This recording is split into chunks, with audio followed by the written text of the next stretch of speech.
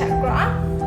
throat chakra နဖူးပေါ်မှာရှိတဲ့ chakra ခေါင်းပေါ်မှာရှိတဲ့ chakra ဒီ chakra ခုနှစ်ခုရဲ့အရာလေးတွေ of cause and effect the loss of karma ဘိုက်စားတာသမင်းစားခြင်းလားရေတောက်ခြင်းလားစတဲ့စိတ်ခံစားချက်တွေစိတ်ဆိုးတာဒေါသထွက်တာပျော်ရွှင်တာလူကျင်တာလေးရကျင်တာဒီစိတ်ခံစားချက်တွေအားလုံးပေါ့နော် brain တို့ကသူတို့ရဲ့ frequency line တွေကို decode လုပ်ကြမယ်လူသားတစ်ယောက်ရဲ့နှလုံးသားထဲဖြစ်ပေါ်တဲ့ radiation တွေရဲ့အကြောင်းကိုဆွေးနွေးကြမယ် okay လူသားရဲ့စိတ်ခံစားချက်မှာဖြစ်ပေါ်နေတဲ့ positive နဲ့ negative ဆိုတဲ့အပေါင်းနဲ့အနှုတ်အနိမ့်အမြင့်အတက်အကျဆိုတဲ့ emotion line တွေကိုပြောတာဒီတော့ဒီ line တွေကိုကျမတို့တိုင်းတာလို့ရတယ်ဆိုတော့သိပြီလားအဲ့တော့ကျမကိုယ်တိုင်လုပ်ထားတဲ့ဟာလေးပြမယ်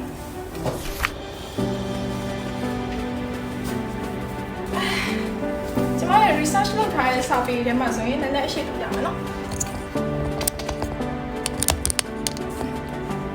ဒီမှာပါfrequency စရာပါဒါကိုကျမလေးတေချာလေးပေါ့နော် print ထုတ်ပေးရမယ်မြန်မာပြန်ထားတာပါ English version ကိုလည်းကျမပြထားပါတယ်ရှင်အောက်ဆုံးမှာရှိတဲ့ line က shame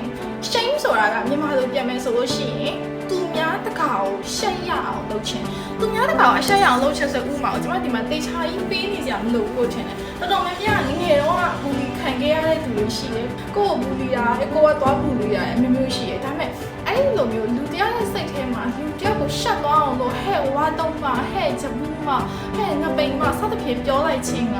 ကိုယ့်ရင်ထဲမှာ shame ဆိုတဲ့နံပါတ်20အနှိမ့်ဆုံး frequency မှာသွားပြီးတော့ vibrate လုပ်တယ်အဲ့ဒီ frequency က vibrate လုပ်လိုက်တဲ့နှလုံးသွေးရဲ့ထွက်တဲ့ဒီ line ကတင့်ကိုဒါနဲ့တစ်ထပ်ထဲကြားတဲ့ line အလျားကိုပြန်ပြီးတယ်ဒါကလုံးဝကံတရားတွေဖြစ်ပေါ်တဲ့ပုံစံဒါဆိုလို့ရှိရင် Brandy တို့နောက်တစ်ခုသွားရအောင်ရှင်ရဲ့အပေါ်မှာဘာရှိလဲဒါဆိုရင်စပြောမယ်နော်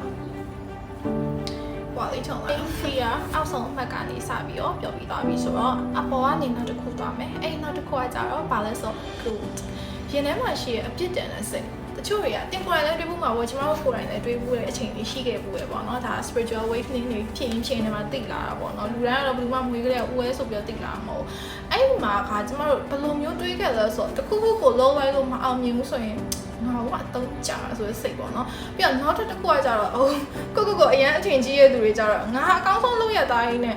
तू ကမတရားတာ तू မတရားတာအခြေအနေကမတရားတာလောကကြီးကမတရားတာစသဖြင့်အပြစ်တင်ပြီးတော့ကိုအပြစ်တင်လို့မရရင်ပတ်ဝန်းကျင်ကိုအပြစ်သွားတင်တယ်ဒီစိတ်ကြီးလေဒုတိယအနှိမ့်ဆုံး frequency ရဲ့မှာပါတယ်ဒီစိတ်ကိုအခုတင်ထားလိုက်ပြီးကျွန်တော်ထားလိုက်ပြီးဆိုတာနဲ့ဘယ်သူမှခံရမှာမဟုတ်ဘူး cosmic pendulum သဘောတရားအဲ့ဒါဒီကျမတို့ငယ်ငယ်တုန်းကလေဟောင်းအိမ်ကြီးမှာတွင်းဆိုရဖြစ်တဲ့ pendulum ကြီးလေအဲ့ဒီ pendulum ကြီးတွေကဒီလိုမျိုး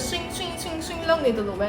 ဒေါသဆိုရဲဒီ line လေးကဒီလိုတက်သွားပြီးရင်အဲ့ဒီသူ့ရဲ့ momentum အတိုင်းသူ့ရဲ့အရှိန်အတိုင်း swing ဆိုပြန်သွားလောကကြီးကတော့ like တင်ဖျားတခင်ကိုယုံနေဆိုလဲအဲ့ဒါဖျားတခင် design လုပ်ထားတာလို့တွေးလိုက်ဘလို့ပဲဖျားတခင်နဲ့တစိမ့်တက် universe လို့ပဲတစိမ့်တက်ဒီ swing က swing ပါပဲ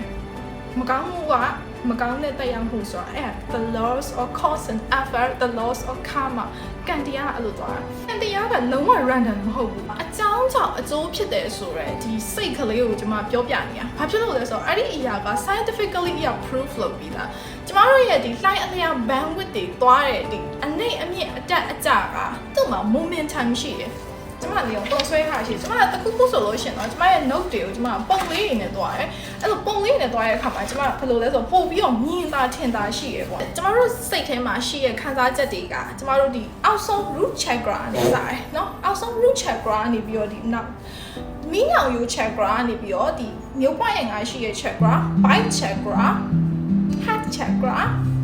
throat chakra နဖူးပေါ်မှာရှိတဲ့ chakra ခေါင်းပေါ်မှာရှိတဲ့ chakra ဒီ chakra ခုနှစ်ခုရဲ့အရာလင်းနေတယ်